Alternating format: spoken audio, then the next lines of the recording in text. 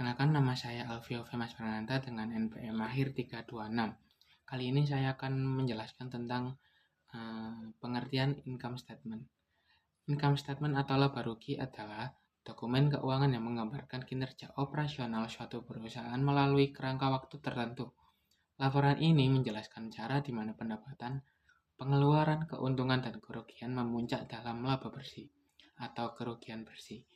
Data yang tergantung dalam laporan laba rugi sangat penting bagi investor, kreditor, dan manajemen karena memfasilitasi penilaian profitabilitas, peramalan arus kas prospektif, dan evaluasi profil risiko perusahaan.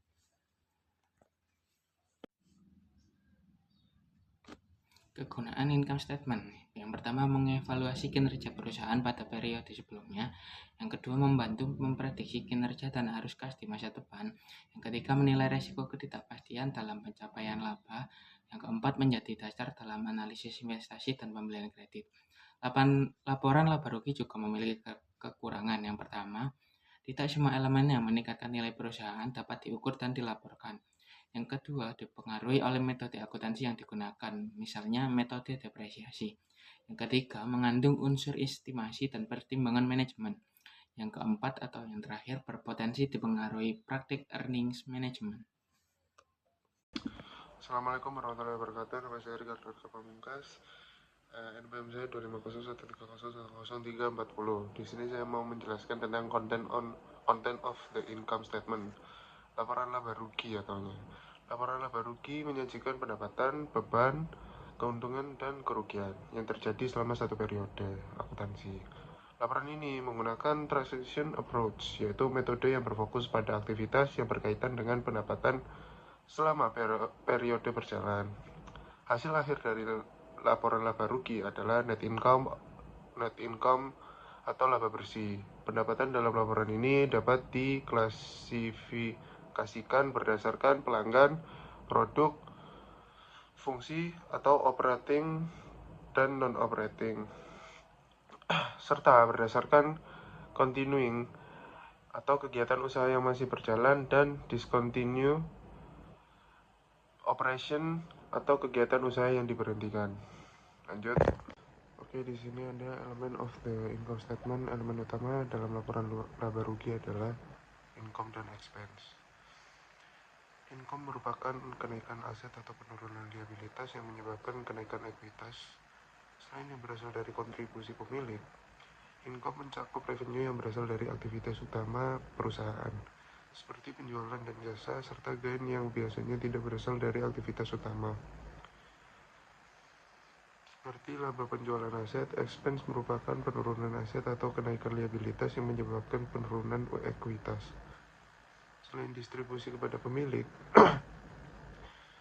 expense mencakup beban dari aktivitas utama, seperti gaji dan depresiasi, serta losses yang biasanya timbul di luar aktivitas utama, seperti kerugian penjualan aset.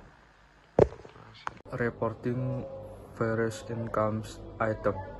Yang pertama ada gross profit.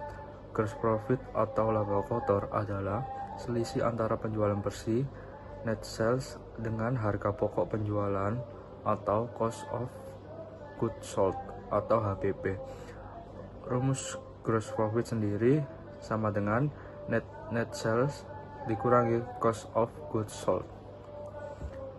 Komponen gross profit sendiri, yang pertama ada net sales atau penjualan bersih, total penjualan setelah dikurangi retur penjualan dan potongan penjualan.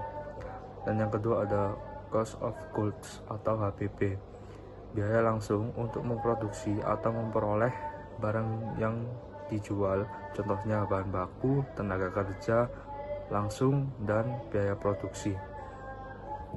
Dan yang selanjutnya ada income from operation atau laba operasi, adalah laba yang diperoleh perusahaan dari kegiatan utama operasional bisnis sebelum memperhitungkan biaya bunga, financing cost, dan pajak penghasilan. Laba operasi menunjukkan hasil kinerja inti perusahaan tanpa dipengaruhi oleh cara pendanaan atau kebijakan pajak.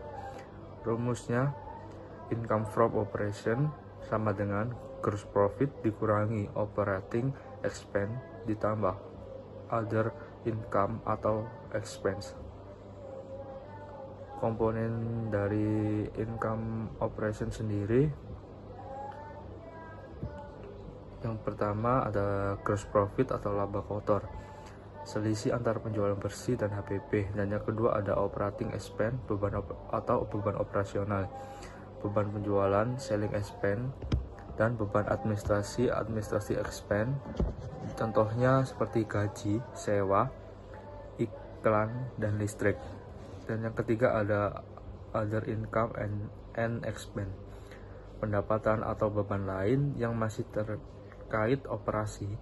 Contohnya keuntungan atau kerugian penjualan aset, pendapatan investasi kecil.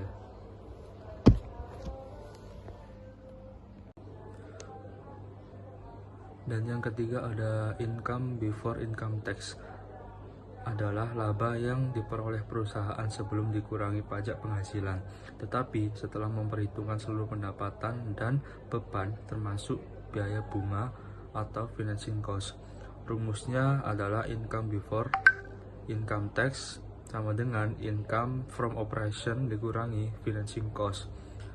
Non-operating income, komponen dari income before income tax adalah yang pertama ada income from operation atau laba operasi, laba dari kegiatan utama perusahaan. Dan yang ketiga ada financing cost atau biaya pendanaan, umumnya berupa beban bunga atas pinjaman. Dan yang ketiga ada pendapatan atau beban lain, non operating, misalnya pendapatan bunga dan keuntungan investasi. Dan yang keempat ada net income atau laba bersih, adalah laba akhir perusahaan setelah dikurangi seluruh biaya, termasuk biaya operasional, biaya bunga, dan pajak penghasilan dalam satu periode. Rumus net income sendiri adalah net income sama dengan income before income tax dikurangi income tax. Komponen dari net income sendiri ada yang pertama penjualan revenue, yang kedua dikurangi HPP atau gross profit, yang ketiga dikurangi beban operasional, income from operation, dan yang keempat dikurangi biaya bunga, dan yang kelima dikurangi pajak atau net income. Dan yang kelima ada earning per share atau laba per saham, adalah ukuran yang menunjukkan beberapa besar laba bersih yang diperoleh untuk setiap lembar saham yang biasanya beredar. Rumusnya adalah EPS sama dengan net income dikurangi dividen saham preference dibagi rata-rata tertimbang saham biasa beredar. Dan yang keenam ada discontinue operation atau operasi yang dihentikan, adalah bagian komponen dari perusahaan yang telah dijual, dilepas, atau diklasifikasikan untuk dijual serta tidak lagi menjadi bagian dari kegiatan operasi perusahaan di masa depan. Dan yang terakhir ada allocation to non-controlling interest atau alokasi kepentingan non-pengendali, adalah pembagian laba atau rugi bersih antara pemilik induk atau parent company dan memegang saham minoritas pada anak perusahaan atau subsidiari. Perkenalkan, nama saya Dimas Prasaputra dengan NPM 250130103334. Saya akan menjelaskan tentang accounting change and errors. Change in accounting principle adalah perubahan metode akuntansi yang digunakan perusahaan untuk menghasilkan laporan keuangan yang lebih baik. Perubahan ini biasanya dicatat dengan pendekatan retrospektif, yaitu dengan menyesuaikan laporan keuangan periode sebelumnya agar tetap dapat dibandingkan.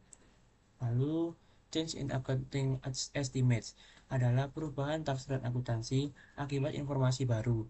Perubahan ini dicatat secara prospektif, yaitu hanya mempengaruhi periode sekarang dan masa depan, tanpa mengubah laporan keuangan sebelumnya. Lalu, correction of error adalah perbaikan kesalahan akuntansi pada periode sebelumnya dengan cara menyajikan kembali laporan keuangan secara retrospektif. Tujuannya adalah agar laporan keuangan tetap akurat, relevan, dan dapat dipercaya.